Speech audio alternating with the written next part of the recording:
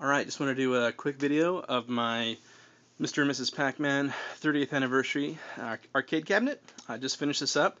It took me about 7 or 8 months. The origin of it was there was a Craigslist ad of an old operator trying to sell old cabinets. There was this really beat up Miss Pac-Man cabinet that actually had a original Pac-Man control panel on it, and I grabbed it. Decided that was going to be the source of my first MAME cabinet, which is multiple arcade machine emulation cabinet. So let me show you what I did with it. Like I said, the cabinet itself is a Miss Pac-Man original cabinet from the early 80s. And so I really tried to combine the Miss Pac-Man and the Pac-Man design elements. So, like, I put yellow on the front, a little bit more yellow than you would see on a Miss Pac-Man cabinet, but I still use Miss Pac blue for the sides. And then the control panel, of course, I did add 2 buttons to it because I'm playing more than just Pac-Man games, more than just 4-way games. The joystick is a dedicated 4-way joystick, so it just goes up, down, left, and right. It's the Miss Pac Galaga Reunion stick base with a Groovy Game Gear VersaBall shaft, which I actually had to shorten because it was pretty tall when I put it in there. The spinner is a Turbo Twist 2, also from Groovy Game Gear, and just a couple standard Player 1, Player 2 start buttons. These, of course, are like the HAP style buttons, and they do fit into the holes where these would have originally been a little bit smaller, what they call leaf buttons, but these are just regular micro switch buttons, as are these. The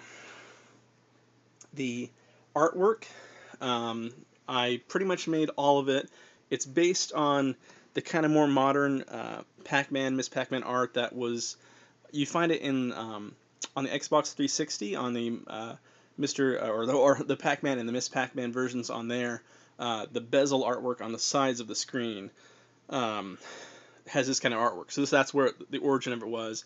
So I've got a blue ghost on this side, pink ghost on this side, Mr. and Mrs. Pac-Man on the marquee, and then the same thing on the control panel, Mr. and Miss Pac-Man. The whole thing, the theme of the cab is based on the first intermission from Miss Pac-Man, where Mr. and Mrs. Pac-Man meet. So this is the ghost that's chasing Pac-Man in that cutscene. The pink one is the one that's chasing Miss Pac-Man, and so on. Of course, they meet in the middle. There's a heart, so the heart factors in a little bit in the design. The artwork was printed by Game On Graphics. Did a pretty good job. There's a little bit of a tiny little crack here forming along this curve, but you really have to look really closely to notice it. So only things that are original on the cabinet are the wood on the sides, the control panel metal itself. Of course, Pac-Man has some wood underneath the control panel as well, and then the glass bezel is original as well. And it's kind of hard to see. There's a little bit of damage around the sides where the glass was slit in and out, but overall, the bezel's pretty good shape. That's actually what convinced me to keep it a Pac theme, because this glass was so great. I really wanted to use it. And of course, I tried to continue the lines of the bezel down underneath. Here in the design, of course, it says "They Meet 1981" to kind of commemorate the 30th anniversary. Of course, this year is 2011, so it's 30 years. And I did actually finish it this year, which is great. So let me try to turn it on. It's just got a momentary switch up here.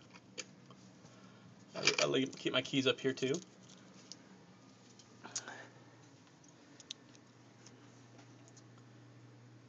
Now on the inside, I've just got a Sylvania 19-inch TV. Dropped it right into the same frame that the original monitor was in. The original monitor was all burnt out and messed up when I got this.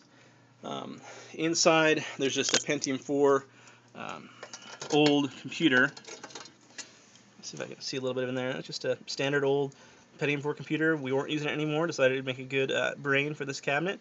Got a subwoofer in there, a smart strip, power strip that turns everything else on, turns on, when I turn on the computer, it turns on the monitor and the marquee. And it takes just a moment for the... So there's a little bit of an animation that starts up when you turn on the machine. The front end I'm using, which chooses what games you play, is called Mala, M-A-L-A, and it's pretty good. I was able to kind of make a retro kind of vibe front end. I got some Pac-Man sounds going on with it.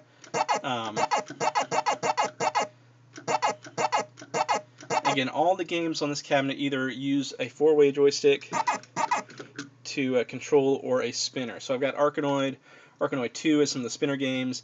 The real reason I put a spinner on a Pac-Man cabinet was that the guy who programmed Pac-Man originally, when he first worked at Namco, it's hard to see in the light, Namco, he wanted to make pinball machines apparently, and so as a compromise, he made a series of games that were basically breakout games, or the paddle and ball type games.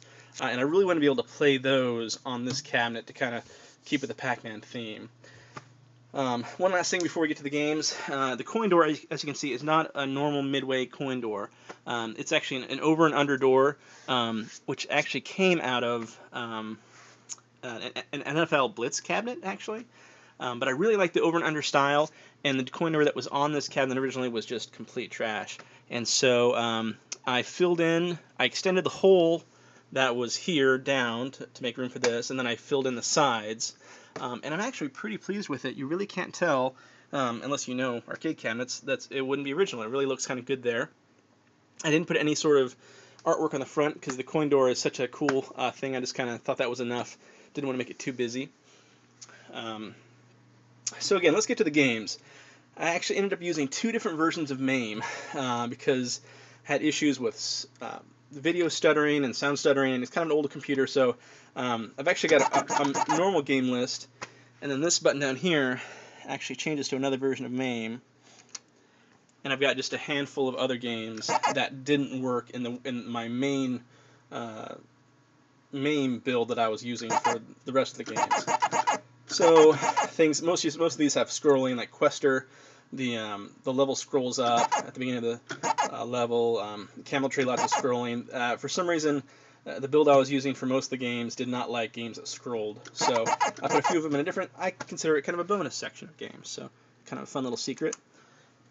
Alright, so some of the games, let's do QDQ, which again is one of those games that kind of predated Pac-Man. So I've got instructions on the screen. Press this to select. I've got a fun little custom please wait thing there.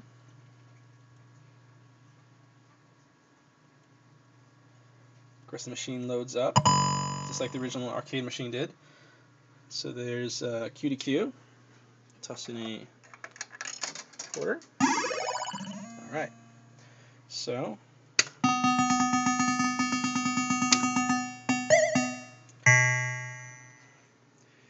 I'm really quite pleased with the Turbo Twist spinner. I know a lot of folks do you can like actually hack a mouse, a computer mouse to do this, because that's basically all this is just a computer mouse that works on one axis rather than X and Y. It's just Y or whatever.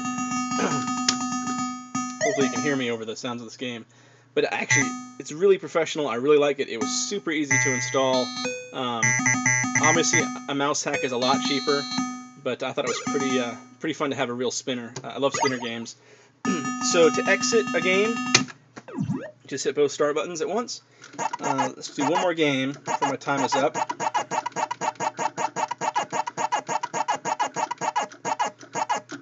Let's give Miss Pac-Man. I guess I should wait for it to start up. All right.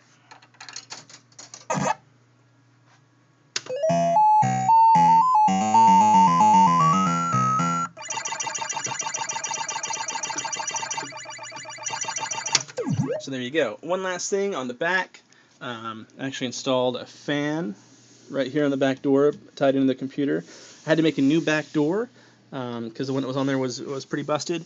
I actually used a piano hinge to connect it. And that's it. Hope you like it.